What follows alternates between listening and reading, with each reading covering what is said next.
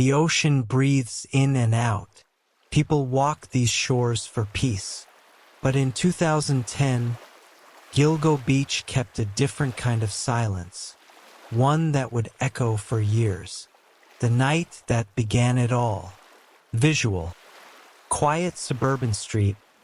Emergency lights faint in the distance. It began with a frantic 911 call. A young woman, Shannon Gilbert, sprinted through the night, hysterical, gasping into her phone.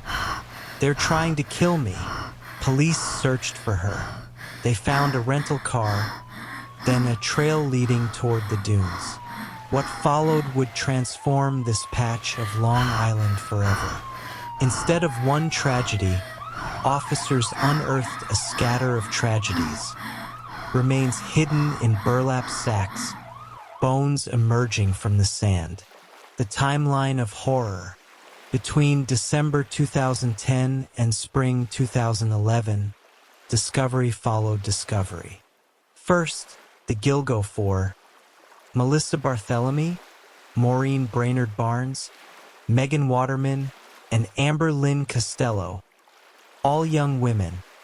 All escorts who had advertised online. Then more.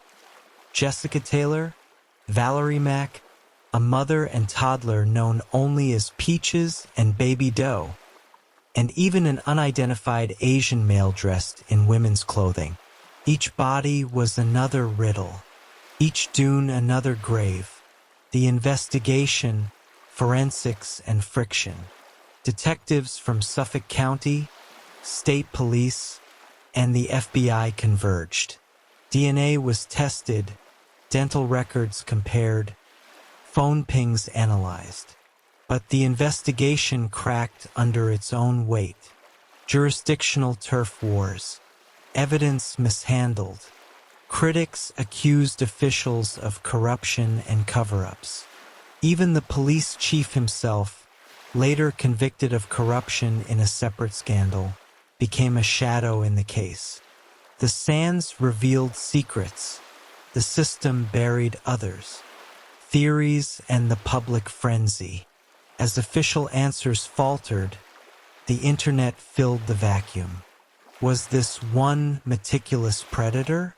A group of men bound by secrecy? A local figure with inside knowledge of police blind spots? Forums erupted. Amateur sleuths dissected call logs, Craigslist ads, even real estate maps. Families grieved in public, demanding answers. The victim's humanity. Behind the case files were real lives. Melissa, who dreamed of moving out of state. Maureen, a mother. Megan, just 22, a young mom from Maine. Amber, a free spirit. Each name is more than evidence. Each loss is more than a statistic dot. They were loved, they were missed, and they deserved more than silence. Suspects and false leads. Theories circled like vultures. A doctor who made suspicious calls to victims' families. A disgraced police chief accused of blocking the FBI. A convicted murderer whose DNA linked to other crimes. Every time a suspect seemed plausible, the threads unraveled. An alibi, a gap in evidence, a dead end. The investigation became less like a trail and more like a labyrinth. Breakthroughs and bitter disappointments. Years passed. Technology advanced. Forensic genealogy helped identify long unidentified victims. Families finally got names back, though not justice. Tips promised breakthroughs. Each one carried hope and often heartbreak when the trail went cold again. And then an arrest. In 2023, Rex Heuermann, an architect living quietly in Massapequa Park, was charged with the murders of several Gilgo victims. He had lived just miles away from the dumping ground all along. But even with his arrest, questions burned. Was he responsible for all the bodies? Or had Gilgo Beach been used by multiple killers over time? Theories that refuse to die. Some investigators are convinced there was more than one predator. Others argue the pattern of burlap, phone taunts, and victim type point to a single meticulous killer.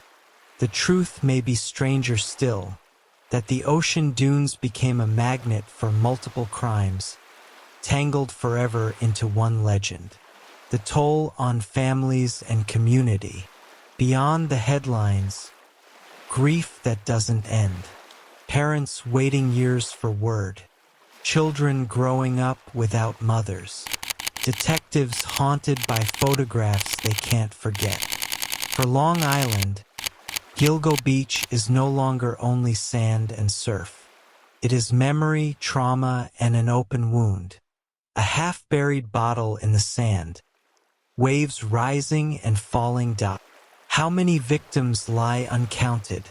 Was it one killer or many? What evidence slipped through investigators' hands in those crucial early days? The ocean keeps its secrets, but the tide always shifts. And one day, what's buried may wash ashore.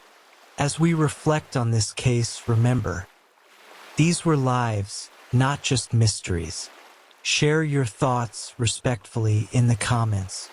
If you know anything, however small, reach out to law enforcement. And if you want more unsolved mysteries, subscribe, because the stories we tell shape the justice we seek.